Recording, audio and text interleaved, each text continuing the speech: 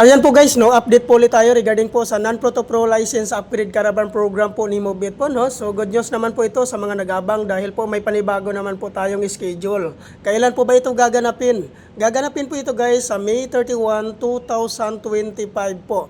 So araw po ito ng Sabado guys, no. Take note po guys, ito po ay 400 applicants lang po ang tinatanggap po dito. So kung ikaw po ay gustong sumali po sa programa na ito, kailangan po guys mas maaga po kayong pumupunta po para po kayo pong mauna po sa pila dito.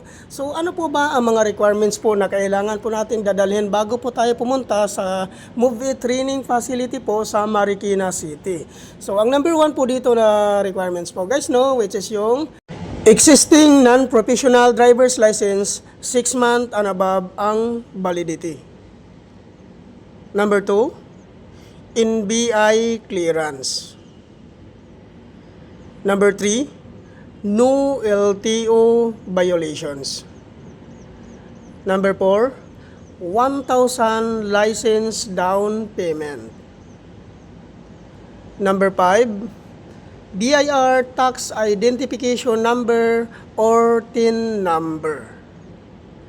Number 6, motorcycle ORCR. Number 7, 2020 and above motorcycle year model.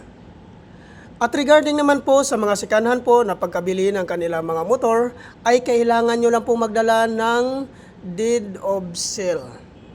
Kailangan po guys, nakanotarize po yun. At tungkol naman po doon sa mga hindi po nakapangalan sa inyo yung mga motor, ay kailangan nyo lang pong gumawa ng authorization letter. At kailangan po guys, hingian nyo po ng 1 valid government ID si owner.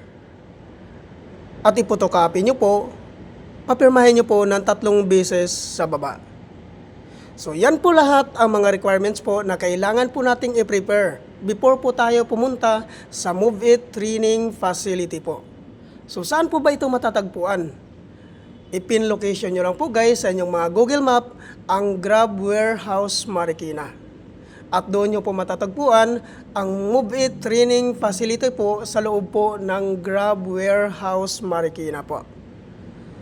At ang kagandahan po dito guys, no, pag once ma-activate po kayo dito kay Move-It, ma-avail mo po ang zero commission. Ano po ba ito ang tinatawag na zero commission po ni Move-It? Ang ibig sabihin po nito guys, pag once ma-activate po kayo dito, at once mag-start na po kayong bumiyahe, ay hindi ka po kakaltasan ni Move-It sa kanilang commission sa loob po ng 2 linggo. So, ayan po guys, no, napakagandang panimula po nito guys. Dahil wala kang bawas or walang kaltas ang kikitain mo po sa loob ng 2 linggo dahil po hindi ka kakaltasan ni Move-It sa kanilang commission po sa loob po ng 2 linggo. So, wag nyo na pong palalagpasin ito guys, no? Kung ikaw po ay isang non-professional driver's license holders po, no? At gusto nyo pong i-upgrade ang inyong mga lisensya, sumali na po kayo sa programa na ito na non-Proto Pro License Upgrade Caravan ni Move-It.